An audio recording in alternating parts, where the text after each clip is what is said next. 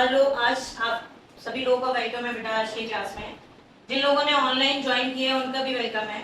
तो ये जो क्वेश्चन एनसीईआरटी का एग्जांपल है 1.6, इसके अंदर एक बार आप क्वेश्चन रीड कर दो। क्या क्वेश्चन है Aditya?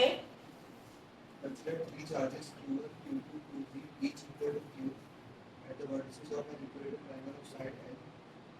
What is the force on charge Q with same sign as Q placed at the centroid of the triangle? ये 1.6 रीड किया आपने या 1.5 है बेटा? ये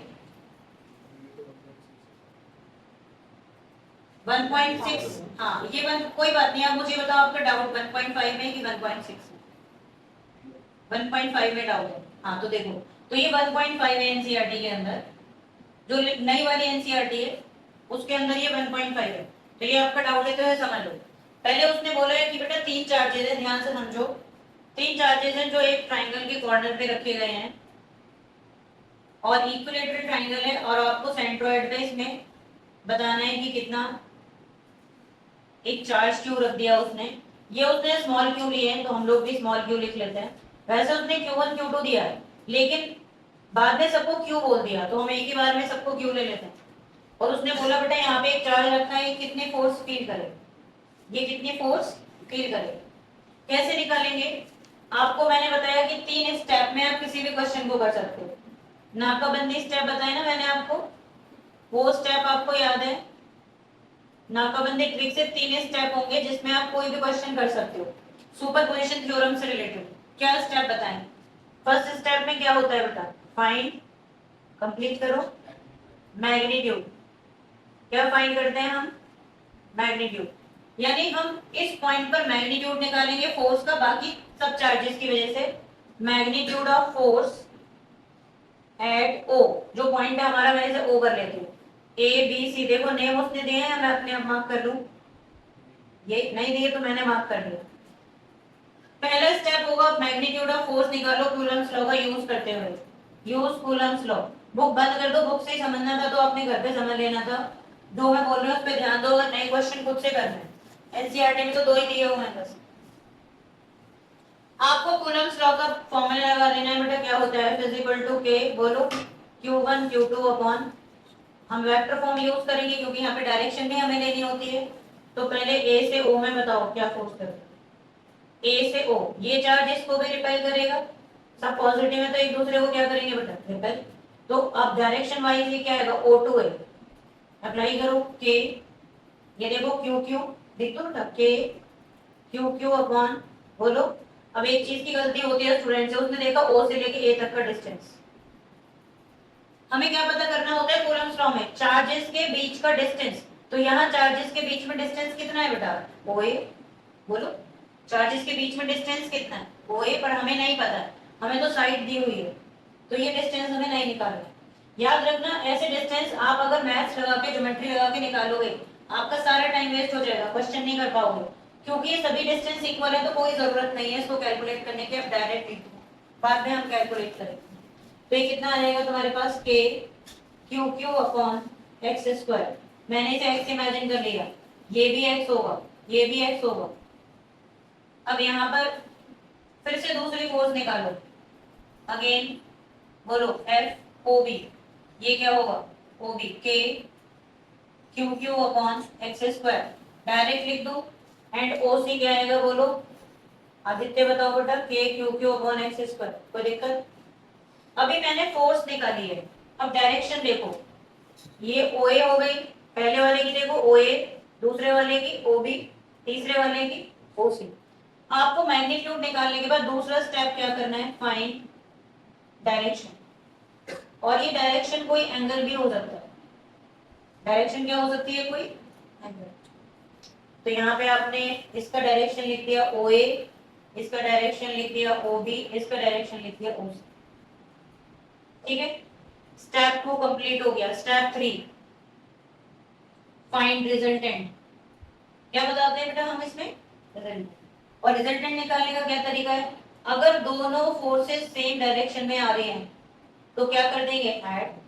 दोनों फोर्सेस अपोजिट डायरेक्शन में आती हैं तो क्या कर देंगे आप? सब्ट्रैक्ट।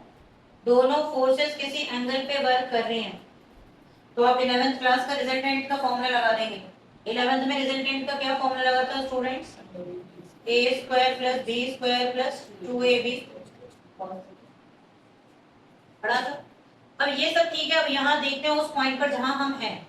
हमने देखा हमारे पास यहाँ पे 3 फोर्सेस लग रहे हैं, लेकिन हमने 3 से रिजल्टेंट निकालने का कोई मेथड सीखा ही नहीं है वेक्टर्स में। फिर भी अगर आप आइडेंटिफाई करोगे तो ये एक ही पॉइंट पे लगने वाले 3 फोर्सेस हैं जो 11th क्लास के लॉज ऑफ मोशन में आपने पढ़ा था। ये कंकरेंट फोर्सेस होते हैं। कौन से फोर्स होते हैं मतलब? कंकरेंट।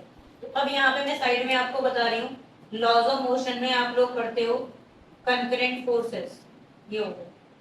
और आपको मैं याद दिलवाऊं उसमें हम क्या करते हैं, मैं उसी फॉर्म में बना देती हूँ जैसे वहां पे बना हुआ है। कैसे भी बना सकते हो, वाई की तरह भी बन सकते हैं, ऐसे भी। तो इसमें किसी भी दो को लेकर हम पैरेललोग्राम कंस्ट्रक्ट करते हैं, और जो इन दोनों फोर्सेस का रिजल्टेंट होगा ये इसके अपोजिट आ जाता है, और दोनों एक दूसरे को क्या कर देते हैं, बैलेंस। यानी F1 F2 F3। आप देखो F1 और F2 का रिजल्टेंट पैरेललोग्राम लॉ से मैं डायरेक्ट लिख रही हूँ क्योंकि 11th में हो चुका है। किसके इक्वल होगा बेटा? F डैश के। इन दोनों का सम किसके इक्वल रहेगा? F डैश के। और F डैश किसके अपोजिट आ रहा है? F3 के। ठीक है, अब ये यहाँ पे पुट कर दोगे तो आपके पास क्या आएगा? F1 plus F2 is equal to minus F3। ये यहाँ चला गया तो F1 plus F2 plus F3 is equal to क्या आ जाएगा? 0। इज इक्वल टू क्या आ जाएगा? कोई प्रॉब्लम? इसका मतलब जानते हो क्या हुआ कि इन तीनों का सम 0 होगा। अब ये मैंने अभी आपको 11th का रिवाइज करा है। यहाँ पर अगर हम नेट निकालेंगे तो आपके पास क्या आएगा? FAO plus BO plus CO। क्या कॉमन दिख रहा है इसमें से? तुम्हें देखते हैं तीनों में से FAO BO CO, इन तीनों में से क्या कॉमन दिख रहा है? किसी को कोई कॉमन नजर नहीं आ रही? क्या कॉमन नजर आ रहा है सब में से? KQQ अपॉन आदित्य नजर आ रहा है बेटा सब में से। और देख रहे हो क्या बचेगा तुम्हारे पास फिर? OA प्लस OB प्लस दिख रहा है। और OA और OB और OC की कहानी बिल्कुल इसके जैसी है। आप चाहे देख लो, इधर कौन है? OA, इधर कौन है? OB, डिवाइड नजर आ रहा है। और इधर कौन है बेटा? OC। तो ये तो इक्विलिब्रियम में आ गए। तो यहाँ पर आप डायरेक्ट लिख सकते हो यूजिंग इक्विलिब्रियम कंडीशन। क्या होगा स्टूडेंट्स? इक्विलिब्रियम कंडीशन से नेट फोर्स क्या आ जाएगी आपके पास? यहाँ पर पहले आप बता देंगे कि OA प्लस, मैं समझती हूँ क्वेश्चन क्लियर होगा। ये है इसका आंसर कंप्लीट। आप बता दो अगर फिर भी कोई क्वेरी है तो। किसका डाउट था ये? बिल्कुल, अगर ये क्वेश्चन एमसीक्यू में आता है तो आप डायरेक्ट 0 लिखो, कुछ भी नहीं करना। और अगर ये क्वेश्चन कॉम्पिटिशन्स में आते हैं ऐसे क्वेश्चन, डायरेक्ट 0 आ जाता है। बस ये है कि सिचुएशन आइडेंटिकल होनी चाहिए। देखो इसी के अगले वाला एग्जांपल, ये समझ आ गया दीवार था आपको? तो ठीक है, अगले वाला देखो एनसीईआरटी का एग्जांपल। इतना हिंट लिखिए, बाकी आप बाद में भी देख सकते हो कैसे हुआ है ये। क्या क्वेश्चन है एक बार रीड करो नमन।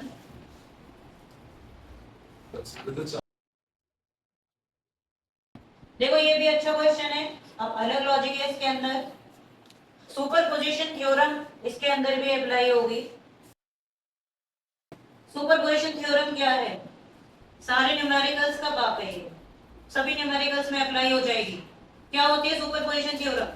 जब एक चार्ज के ऊपर, जैसे जब एक चार्ज है और उसके चारों तरफ बहुत सारे चार्जेस फोर्स अप्लाई कर रहे हैं, कहीं भी हो सकते हैं वो। ये जैसे हम इसको क्यू ले लेते हैं, ये इसके चारों तरफ फोर्स लगा रहे हैं, कितने भी हो सकते हैं, Q5 है। समझ लो जैसे एक हीरो मूवी का, वो तो चारों तरफ से घेर लिया गुंडों ने, होता है ना मूवी में, धुलाई करने के लिए। तो ये टारगेट हो गया कौन? हीरो। और धोने के लिए कौन आ रहे हैं? सारे गुंडे। अब क्या करेंगे? सब फोर्स लगाएंगे इसके ऊपर मिलके। मुझे एक बात बताओ, गुंडे आपस में भी मारपीट करते हैं, बस हीरो पर ही हाथ साफ करते हैं? आपस में भी एक दूसरे को मारते हैं जो हीरो को मारने आए हैं? बोलो किसी के भेजे हुए गुंडे आए 10-12, विलेन के भेजे हुए 10-12 जो गुंडे आए वो हीरो पर ही हाथ साफ करते हैं, आपस में भी बजाते हैं एक दूसरे में। आंसर करो इस बात का। सिर्फ जिसकी धुलाई करने आए उस पे हाथ साफ करेंगे, आपस में तो ये कोई इनका रोल नहीं होता ना। तो ये सेम सुपरपोजिशन प्रिंसिपल में होता है कि जिसकी धुलाई होने यानी जो हीरो है जो टारगेट है उस पर सारे चार्जेस मिलके फोर्स लगाएंगे। सारे चार्जेस मिलकर क्या अप्लाई करते हैं, फोर्स लगाते हैं, धुलाई करते हैं। तो इसके ऊपर जो रिजल्टेंट लगने वाली फोर्स है क्यू के ऊपर जो नेट लगेगा वो इन सब का क्या होता है बेटा, वेक्टर सम। और आपस में इन चार्जेस का कोई इंटरेक्शन नहीं होता, यानी आपस में वो एक दूसरे की कुटाई नहीं करते। Is it clear? तो यही सुपरपोजिशन है कि जब एक किसी टारगेट बॉडी पे आपको फोर्स निकालनी है तो वो टारगेट बॉडी पर ही आप फोर्स निकालेंगे, बाकी किसी का इंटरेक्शन नहीं देखेंगे। समझ आ गया? तो अब इसमें इस एग्जांपल में उसने बोला है, क्वेश्चन की लैंग्वेज पे ध्यान दो, फोर्स ऑन ईच चार्ज। बोलो ईच चार्ज का मतलब तुम्हें यहाँ कितने चार्ज दिख रहे हैं बेटा? बोलो कितने चार्ज नजर आ रहे हैं? 3 चार्ज। अब 3 चार्ज में अगर मैं इस चार्ज को पकड़ लूं तो ये वाला इस बार टारगेट हो गया और ये दोनों मिलके इस पे क्या लगाएंगे, फोर्स। तो हम इसकी निकालेंगे, ऐसी इंडिविजुअल निकालेंगे। लेकिन जब आप इस पे फोर्स निकालोगे तो इन दोनों का इंटरेक्शन नहीं देखना है, ये बात याद रख लोगे सुपरपोजिशन में।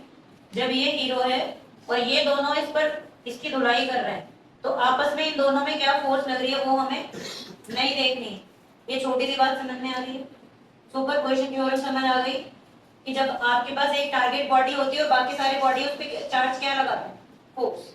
तो अब यहाँ ध्यान दो, will step follow the 3 steps. ये तीनों स्टेप जो नाकाबंदी के इस क्वेश्चन में क्या हर क्वेश्चन में लगेंगे जहां आपको सुपरपोजिशन लगा। मैं इनके नाम रख लेती हूँ एबीसी। क्या उसने रख रखा है? पहले बी पर देखो ध्यान से, इधर समझो, क्वेश्चन डायग्राम में ही हो जाएगा। बी पर फोर्स निकालो बेटा। बी पर कौन फोर्स लगा रहा है, सी। ये भी पॉजिटिव है ये भी पॉजिटिव है तो क्या करेगा, रिपेल। हाँ या ना तो बोलो बेटा। रिपेल करने के धक्का देगा ना अपने से दूर, बोलो। और ये बी पर किसने फोर्स लगाई, सी ने। और ए तो नेगेटिव है तो अपनी तरफ खींच लेगा उसको, बोलो खींचेगा कैसे अपनी तरफ, ऊपर खींच के। ये बी पर कौन फोर्स लगा रहा है, पहले इतनी बात बता दो, समझ आ रही? कैसे निकालू ये फोर्स, स्टेप 1 ही कर रही हूं मैं अभी, फाइंड मैग्नीट्यूड। कैसे निकालू बेटा, कूलम्स लॉ यूज करो, यूज कूलम्स लॉ। क्या होगा, के Anshuman Q1 Q2 upon R square. Equilateral triangle है, वैल्यू बता दो बी पर जो हमारे पास बी और सी में लगा है। बोलो बेटा के, जल्दी बोलो थोड़ा। क्यू क्यू, हाँ बोलो के। अब बी पर लगने वाली फोर्स ये BC निकाल रही हूं मैं, तो BC में बी पे लग रखा चार्ज देखो और सी पे रखा चार्ज देखो।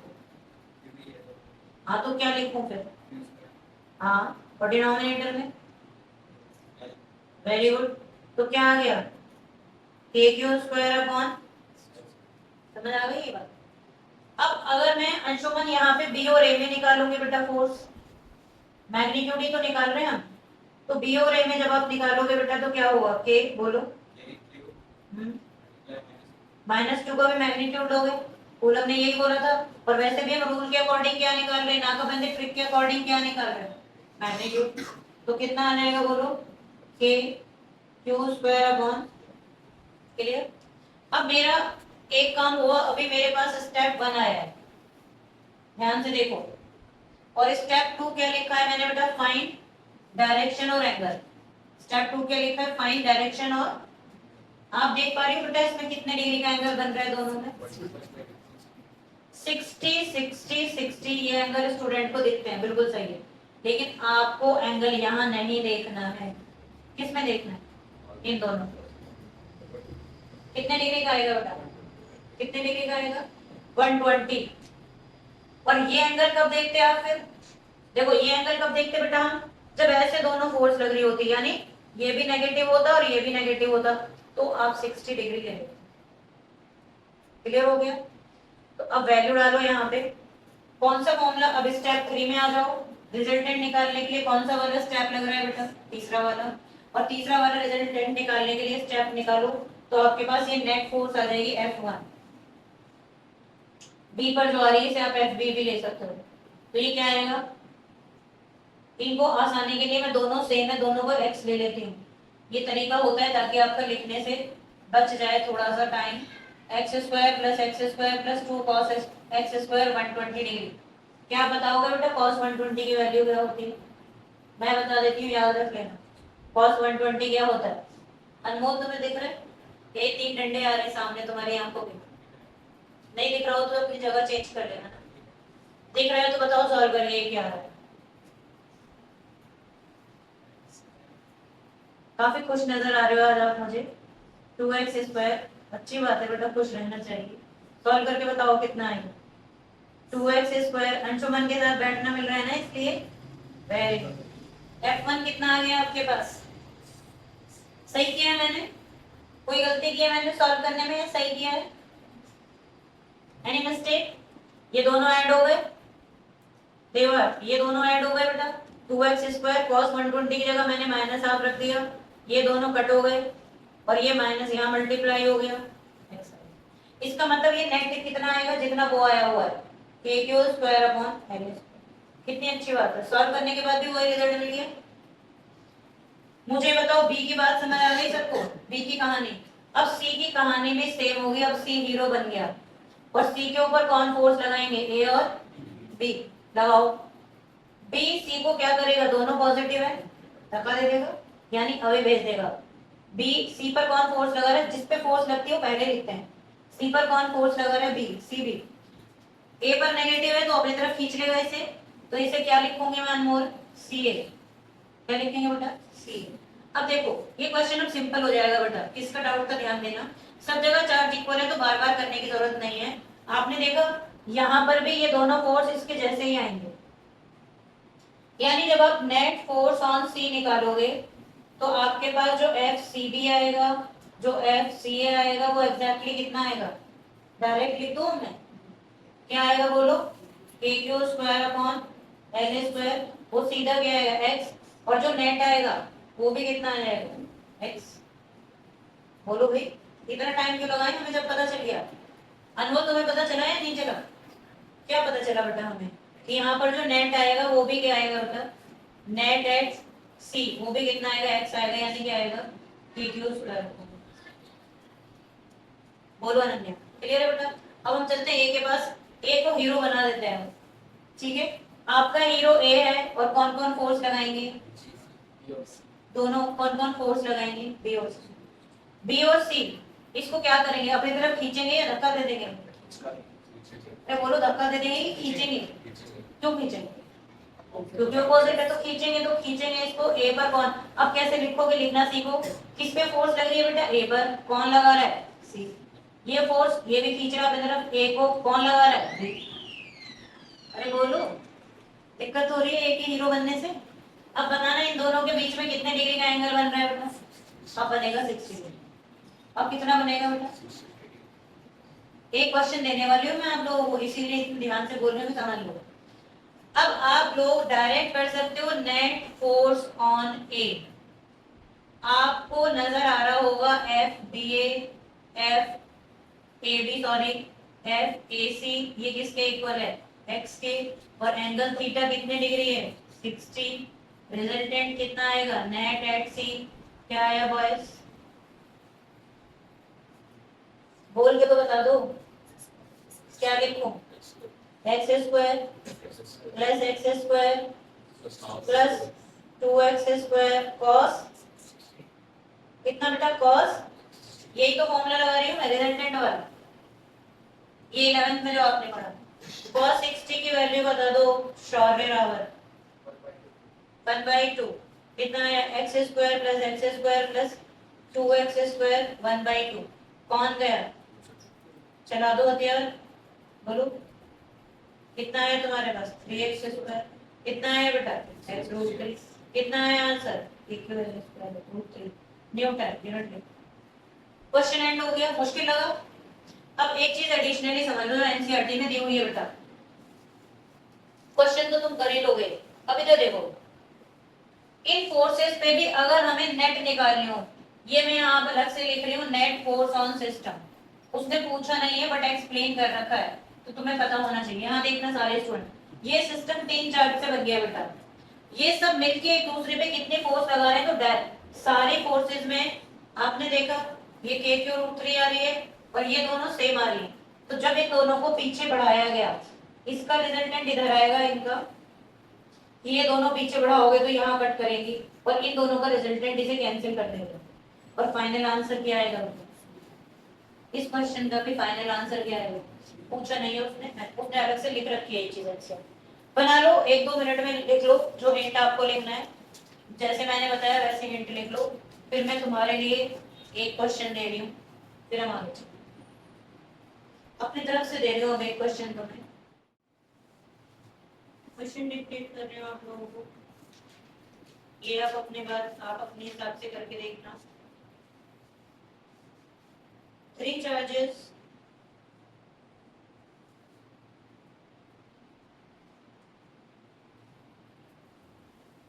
Q1, Q2 एंड Q3, अनमोल आप लिख रहे हैं बेटा अभी, पहले क्वेश्चन लिख लो फिर इसको नोट कर लेना। 3 charges Q1, Q2 and Q3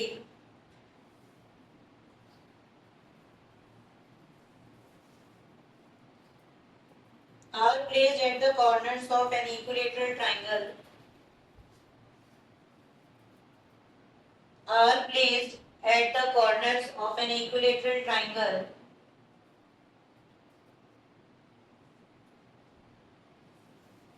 of side 5 centimeter.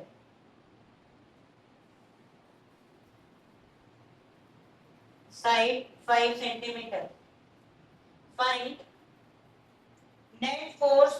Find net electric force on charge at C. Find net electric force on charge at C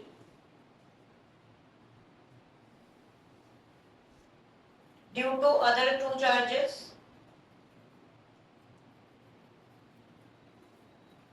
Q1, Q2, Q3 की वैल्यू तुम्हें देनी है, अभी जो क्वेश्चन कराया है उसी के जैसा ही है, आप ट्राई करो, डायग्राम पहले बना लो, ये एक इक्विलेटरल ट्रायंगल उसने दिया हो,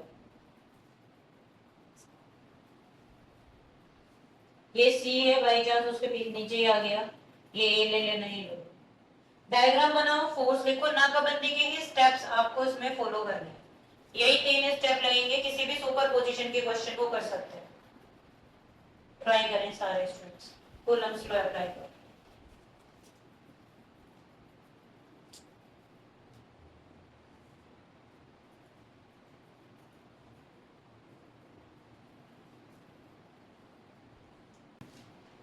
स्टेप वाइज चलो, कोई भी मुझे बैठा हुआ नजर ना आए, मैंने आपको 3 स्टेप बताए, सारे क्वेश्चन हैंडल होंगे इसी से, जहां जहां सुपर पोजिशन लगेगा वहां वहां नाकाबंदी लगेगी। किसी स्टूडेंट ने आंसर निकाल लिया, समझ आ गया सभी को करना कैसे है, गुड।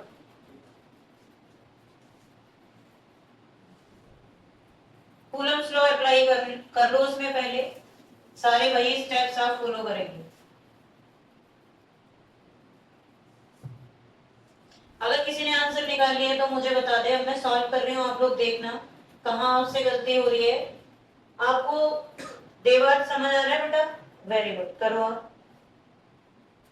एक छोटी सी बात बता दूं आपसे, देखो आंसर गलत आ जाएगा अगर आपने सेंटीमीटर को मीटर में चेंज नहीं किया, कुछ स्टूडेंट ये गलती कर देते हैं बेटा, तो आपको इसे 0.05 मीटर ले लेना या 5 × 10⁻² मीटर ले लेना, ये वो बातें बता रही हूँ जिनकी वजह से आपका फाइनल आंसर मैच नहीं करेगा, मार्क्स कट जाएंगे।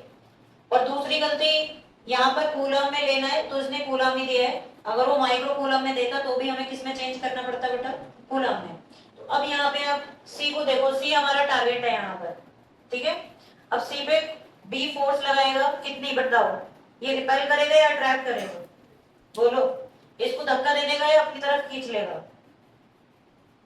अरे बोलो बेटा, इसको क्या करेगा, पुश करेगा अवे, और ये क्या करेगा, Q1 पे रखा हुआ चार्ज, ये नेगेटिव है, Q2 पे रखा हुआ चार्ज ये पॉजिटिव है, तो ये नेगेटिव वाला चार्ज क्या करेगा, इसको अपनी तरफ अट्रैक्ट, और पॉजिटिव वाला चार्ज क्या करेगा, इसे अवे भेज देगा।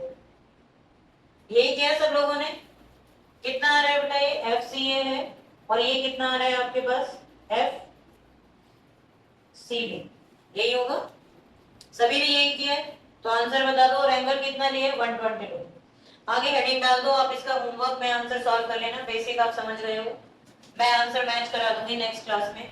अब हम लोग हो जाएगा अनन्या, समझ आ गया बेटा, एक बार आंसर बता। आंसर आप बता दो कितना आ रहा है,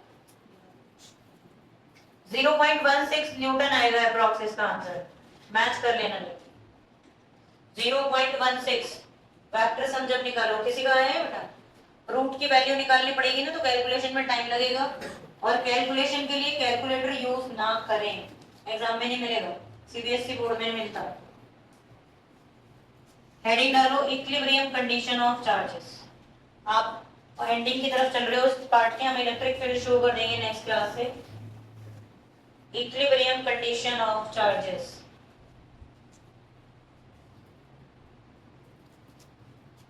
equilibrium condition of charges, all करके लिखो।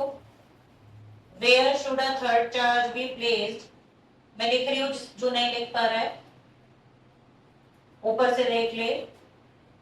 Third charge be placed in a system of two charges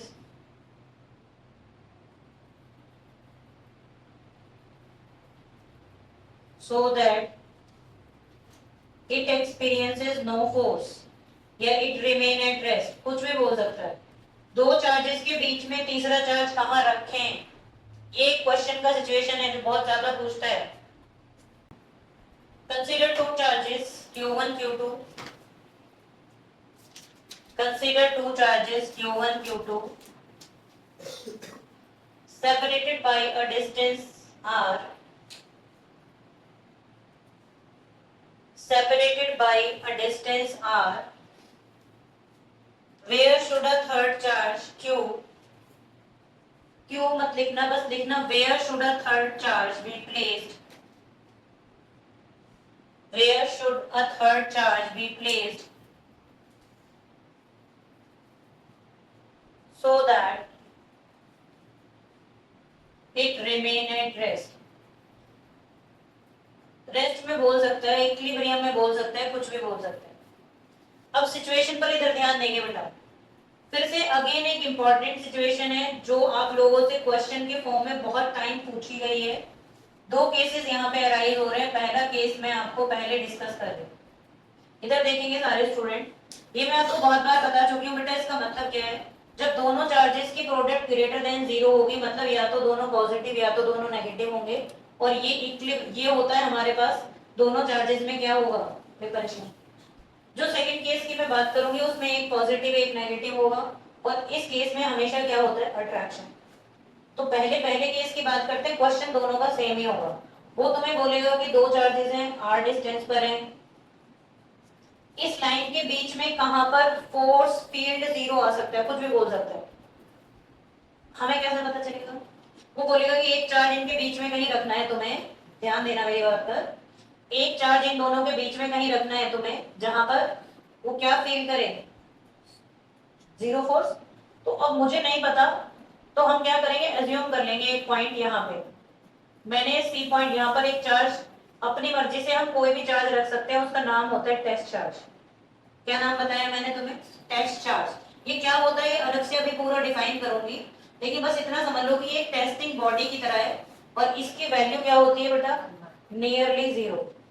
इसकी वैल्यू क्या होती है, एग्जैक्टली 0 नहीं होती, और इसको किससे रिप्रेजेंट करते हैं, Q नॉट से। अभी मैंने इतना ही बताया, बाकी मैं अभी इसकी डेफिनेशन लिखा दूं। ये एक ऐसा चार्ज होता है जिसको जब चाहे जहां चाहे हम अपनी मर्जी से रख सकते हैं, मैंने रख दिया। अब ये मैंने यहाँ से x डिस्टेंस ली, तो यहाँ से कितनी डिस्टेंस आई, यहाँ से कितनी डिस्टेंस आएगी। अब ये नेट फोर्स 0 फील करेगा, तीनों स्टेप वही होंगे। फिर से आप पहले इस पॉइंट पे मैग्नीट्यूड ऑफ फोर्स निकालो, ए इसको ले लेते हो, बी इसको ले लेते हो, ए और सी में क्या होगा पहले ये बताओ, अट्रैक्शन या रिपल्शन, बोलो। ए क्यू नॉट को अवे भेजेगा या टुवर्ड्स खींचेगा, अवे भेजेगा, पुश करेगा। और ये जो चार्ज रखा है Q2, ये भी क्या करेंगे, ये तो दोनों एनकाउंटरिंग पोजीशन हो गई ना, दोनों एक दूसरे को क्या कर रहे हैं, अपोज। यानी सी को इधर से भी दोनों तरफ से क्या मिल रहा है, अपोजिशन। तो अगर तुम वेक्टर्स का केस देखोगे तो कौन सा वाला बन जाएगा, बोलो। मैग्नीट्यूड भी निकाल लेंगे, डायरेक्शन हमने देख ली, अब डायरेक्ट लगाना सीखो, इतना टाइम थोड़ी लगाएंगे। मैग्नीट्यूड निकाल लोगे, डायरेक्शन पता चल गई, दोनों अपोजिट आ रहे हैं, तो इसका मतलब नेट फोर्स कैसे निकालेंगे बेटा, बोलो स्टूडेंट्स क्या होगा, F1 माइनस, क्योंकि मैं, और ये किसके इक्वल आना चाहिए, जीरो। इक्विलिब्रियम में ये फोर्स क्या होगी, जीरो। तो आपके पास F1 किसके इक्वल आ गया, और ये क्या आएगा, बोलो K, लगा दो डायरेक्ट, बोलो K Q1 Q0 upon x square. अरे बोलो, इतना तो देख ही लोगे, K Q2 Q0 upon R minus. किसकी कहानी खत्म हो रही है, कौन कौन कैंसिल हो रहे हैं यहाँ पर K खत्म, Q0 खत्म, K खत्म, Q0 खत्म, और अब आपको यहाँ पे Q1 upon x square, Q2 upon R minus x का होल स्क्वायर, और इसको क्या दोनों तरफ मल्टीप्लाई करके आप सॉल्व कर लेंगे, किसके लिए, एक्स के लिए। किसके लिए सॉल्व निकाल पाओगे, एक्स की वैल्यू। क्वाड्रेटिक मत करना बस इसमें, स्टूडेंट क्या करता है कि इसको क्वाड्रेटिक इक्वेशन लगा के उलझ जाएगा, बहुत आदत पड़ी होती है, परफेक्ट स्क्वायर खोला, मल्टीप्लाई करा। आपको क्या करना है यहाँ पे, टेक स्क्वायर रूट। ये मेरी बात याद रखना, अगर क्वेश्चन ठीक करना है जल्दी करना है, नहीं तो आप उलझे रह जाओगे और उसके बाद भी क्वेश्चन गलत हो जाएगा अगर आपने उसको परफेक्ट स्क्वायर को ओपन किया। पर यहाँ से कोई क्वेश्चन नहीं करना, क्वेश्चन ऐसे ही करना इस स्टेप से। तुम सोचो कि हम इसे डायरेक्ट रट लेंगे और लगाएंगे, वो काम नहीं करेगा, स्टेप वाइज करना पड़ेगा। समझ आ गया, तो ये पूरा एज इट इज लिखो, फिर दूसरा केस करा। ये बस हम एंडिंग की तरफ चल रही, पार्ट ए के इलेक्ट्रिक फील्ड शुरू हो जाएगा नेक्स्ट क्लास से। क्वेश्चन फिजिक्स में बहुत सारे हैं लेकिन ट्रिक बहुत कम है, तो आपको ट्रिक याद रखनी है, कोई भी क्वेश्चन कर लोगे आप, उसका लॉजिक क्या है, कंसेप्ट क्या है, बस ये समझना है। क्वेश्चंस को देख देख के मत घबराओ कि हमसे कैसे होगा, गलत हो जाता है। गलत वो तभी होगा जब तुमने सीखा ही कुछ नहीं है, रटोगे तो कुछ नहीं होगा। Now we will start with the case 2. Case 2 लिखिए students. If Q1 Q2 lesser than 0, देखो मैं तो इसी में चेंजेस कर दूंगी, बट तुम्हें एक खास बात याद रखनी है, वो समझ लो क्या है। There is a no big difference but a small important change. What is that? इधर आओ सारे स्टूडेंट्स, इस बार एक चार्ज पॉजिटिव और एक चार्ज नेगेटिव होगा, मेरी तरफ देखो। चॉइस हमारी है, हम कोई भी चार्ज पॉजिटिव या कोई भी नेगेटिव ले सकते हैं, क्वेश्चन सेम है। थर्ड चार्ज कहाँ रखें कि वो कोई फोर्स फील ना करे। क्या बोला मैंने कि तीसरा चार्ज कहाँ रखूं नमन। अब स्टूडेंट तो अपने हिसाब से वही सोचेगा जैसे हमने पहले किया था, भाई हमने इनका डिस्टेंस आर लिया था, तो स्टूडेंट को लगता है कि पहले हमने यहाँ सी ले लिया था, यहाँ टेस्ट चार्ज रख लेते हैं, अब भी ऐसा ही कर लेंगे, कोई दिक्कत नहीं, कर लो। लेकिन देखना पता क्या हुआ, ये चार्ज पॉजिटिव है, ये पॉजिटिव है, दोनों एक दूसरे को क्या करेंगे, Q1 इसको क्या करेगा बेटा, रिपेल अबे भेज देगा, और Q2 पॉजिटिव है तो ये इसे अपनी तरफ खींच लेगा। बोलो, तो क्या ये दोनों एक दूसरे को कैंसिल कर पाएंगे कभी, क्या हम इसे सॉल्व कर पाएंगे, जीरो हो पाएगी कभी भी फोर्स, कभी नहीं हो पाएगी। तो इससे तुम्हें कंक्लूजन ये निकालना है कि जब चार्जेस की नेचर ऑपोजिट होगी तो हमें लाइन के बाहर जाना पड़ता है। क्या करना पड़ता है बेटा, हमें लाइन के बाहर एक सी पॉइंट लेंगे और यहाँ पर एक टेस्ट चार्ज रखोगे। उससे क्या बेनिफिट होगा, उससे क्या होगा कि ये वाला चार्ज इसको फिर भी क्या करेगा, रिपेल करेगा, दूर भेजेगा, और लेकिन ये वाला चार्ज इसको क्या करेगा, अपनी तरफ अट्रैक्ट करेगा। ये F2 होगा। बताओ, अभी एनकाउंटरिंग पोजीशन में आ गए, एक इधर और एक, तो इसका मतलब लाइन के बाहर स्टूडेंट बोलेगा कि हमें इधर ही जाना है, इधर भी जा सकते हो। हाँ, अगर स्टूडेंट चार्ज इधर नहीं रख के इधर रख लेगा तब भी आंसर सही होगा लेकिन अलग आएगा, यहाँ से आंसर कुछ और आएगा, यहाँ से कुछ और आएगा, बट दोनों आंसर कैसे होते हैं, करेक्ट। आपकी चॉइस है, आप कैसे भी करो। अब मैंने देखो पॉइंट को बाहर रखा तो ये वाला डिस्टेंस कितना होगा, Q1 से R प्लस एक्स, और Q2 से क्या होगा बेटा, x। मैं यही सेम करूंगी इक्विलिब्रियम में, तो अब देखना Q1 से कितना डिस्टेंस लूं, R प्लस एक्स का, और Q2 से कितने डिस्टेंस पर है, माइनस Q2 से। बोलो, आवाज नहीं आ रही, समझ आ रहा है, कुछ करने की जरूरत थोड़ी है, क्योंकि यहाँ पर तो हम Q2 का क्या लेंगे, मैग्नीट्यूड, तो ये आपके पास क्या आ जाएगा यहाँ पे माइनस क्यू टू। अब ये बिल्कुल सेम हो गया और इसमें भी एक्स निकालना। ये तुम्हारे पास क्या है आर प्लस एक्स का होल स्क्वायर। ये एक्स के लिए सॉल्व करना है, इसमें भी स्क्वायर रूट लेंगे, ये प्लस में ले लो, बस मैग्नीट्यूड हट गया। तो ये आपको कहीं पर भी दीवार अनमोल कोई भी प्रॉब्लम आ रही है बता दो, क्वेश्चन दे रहे हैं उसके ऊपर बेस्ड। और फिर आज की क्लास में हम इतना ही करेंगे, इलेक्ट्रिक फील्ड शुरू हो जाएगा नेक्स्ट क्लास, क्योंकि बाकी क्वेश्चंस सब इलेक्ट्रिक फील्ड में भी यही कंसेप्ट लगेंगे। इनको बहुत अच्छे से रिकॉर्ड कर लेंगे अपनी नोटबुक पर। आप लोग टेस्ट चार्ज की डेफिनेशन हेडिंग डाल के छोड़ देना नोटबुक पे, अगली क्लास में आते ही लिखवा दूंगी, क्योंकि ये हमारी आज पूरी नहीं हो पाएगी। थैंक यू बेटा।